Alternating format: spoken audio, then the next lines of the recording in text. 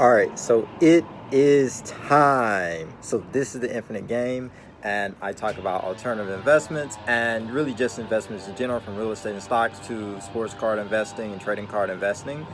And the biggest thing, or at least what I'm going to be talking about today, is going to be really the guaranteed principles, or the closest thing you can get to a guarantee as far as winning in the sports card market. So the first one is never tell people, and this is for everyone, this is for content creators, this is for people who are getting into a hobby either as collectors, investors, or flipper. Never tell people what to buy or when to buy cards, and can be for stocks as well. Never tell them what to buy, because even people with the most reasonable intentions could actually end up giving you information that turns out to be wrong, because you never know where the market will go. For example, many people before, when you start off in the sports card market, people said, hey, buy silver, buy, Luka Doncic, which was a good investment. I will say that's a good investment.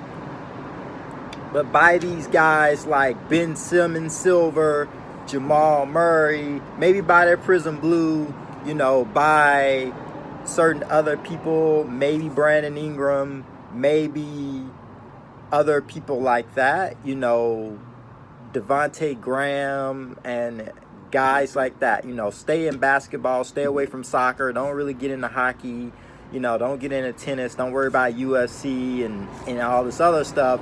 Really just stay in basketball and some football and maybe baseball, and that's it. Don't invest in anything else, and buy the silver refractors, because that's what everybody wants. You could get the serial number stuff, maybe it could be a little bit better, but really just buy silvers and buy PSA 10s. Then what happened was people end up getting, stuff starts to go up, and Luka Doncic's silver cards went from $500 to $600 to $3,000 to $4,000 and eventually $7,000, which is tremendous increase. And a lot of people are like, well, he's going to have so much, and things are just beginning, and things are going to continue to go up and up and up and up. And then it turns out that base cards had the biggest run up, because it went from $70 to $21,000 or $2,100. So if you put the same amount, if you put that $600 into, or $700 for base cards, and buy a bunch of base PSA 10s versus buying one silver, the multiple, and you made way more money from base than you did from silver. And it turned out at the time that silver, also optic, actually went up a higher percentage than everything else, optic base. The silver, the base went up much more than that. And then it went in this crazy frenzy of, you need to buy base cards. Stay away from all parallels and all the other crap.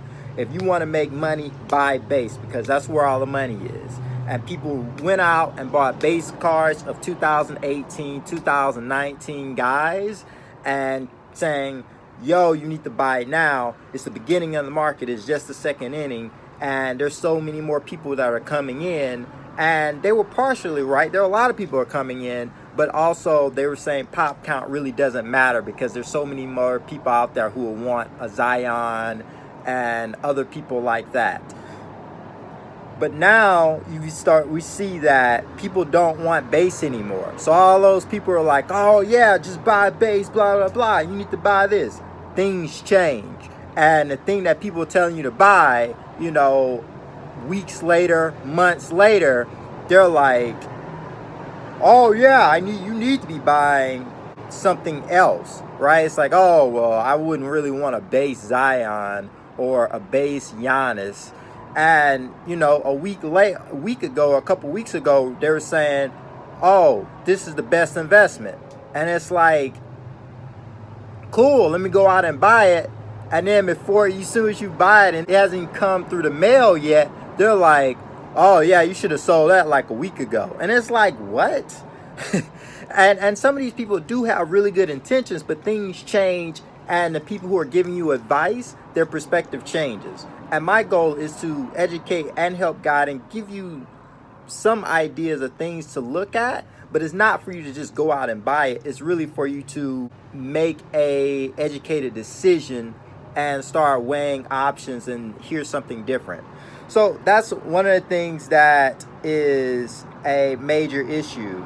And also people need to understand is a lot of people who are giving you this advice, you're not in the same position they are, and you don't have as deep of pockets or as shallow of pockets, and you may not have as much time or energy to put in as them. Maybe you have more time and energy, maybe you have less, and that's going to affect, and you may have a better expertise on certain things than other people who are advising you. And some people are talking about soccer and they bring people on soccer, but you may know more about soccer than these people. Or a lot of stuff that they talk about is biased because they hold a lot of these cards. And obviously they bought them and they believe in them, but they've already bought it. They've already done this research and you're already behind. And then really you're going to be buying from them at probably higher prices. And really a lot of times everybody else is doing the same thing. You're just going to be following the crowd, and you want to be the difference maker, doing different decisions what everyone else is doing. That's how you make money. If everybody's buying, you need to be selling. If everybody's selling, you probably need to be buying. So, and it's just certain investments change and things can change really quickly. And I just think, just don't have blind trust. And same thing that you could be giving somebody advice, but there's so many unexpecteds that could happen, right? So people are saying, well, you should sell Giannis, but now Giannis is in the finals. If Giannis somehow wins finals MVP and wins the finals, and it's like, yeah, you should have sold Giannis, and never buy him again. It's like, no, that doesn't make any sense because, yeah, his cards have gone down, but maybe you should be thinking about picking him up, because if he wins at 26 years old, younger than Michael Jordan and LeBron James, and he already has 2 MVPs and a Defensive Player of the Year, and he's in a conversation of Hakeem, Jordan, and LeBron, it's going to look bad historically. The other thing is commitments of speculators change. And a lot of people who are controlling the market really aren't investors. The people are flippers and people who are just straight up speculators. Those people who are making these crazy decisions and buying into stuff, speculators have been rewarded greatly. But that's not going to continue. That's not going to continue long term. Short term it may. But a lot of people are going to get burned for that because you're going to be buying anything and everything. And these speculators who are, like I said before, are saying buy this and buy that. That may be their commitment, but they may find new information and they're like, oh, shoot. Because a lot of these people are making content. They're learning as they go. So it's like, oh, shoot. What? Oh, you mean I should probably buy a serial number? Or wait, I should be buying autos? But then for the past 6 months, they've been pumping base cards. And they're like, let me buy these autos. And then it's like, okay, yeah. All right, let me start talking about autos. But then they already have, I give you a really good example, UFC cards. There are people who are buying UFC cards for months. And they knew about UFC for months. And speculate on UFC for months. And then they have their little society thing where you pay and they give you sports card investments. And then they'll say, oh yeah, you should buy this stuff. And then they go in and buy as soon as it comes out. And they know how to search for them to have everything saved and buy up a bunch of it. And make the stuff look like it's going up. And then they relist it for more.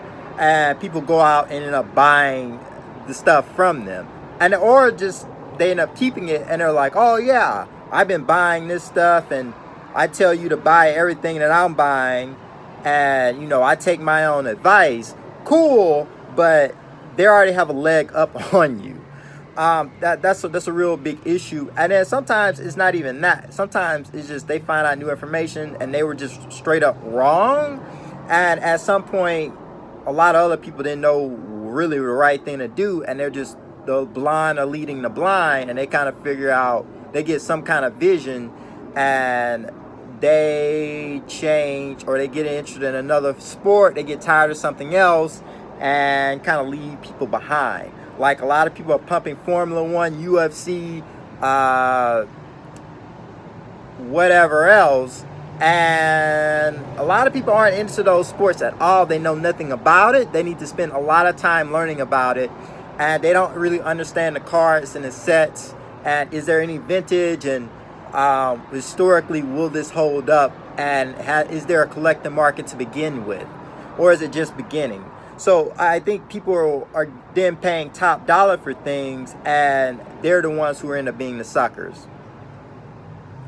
So yeah, I mean, the big thing is, yeah, the most benevolent advice can turn out badly.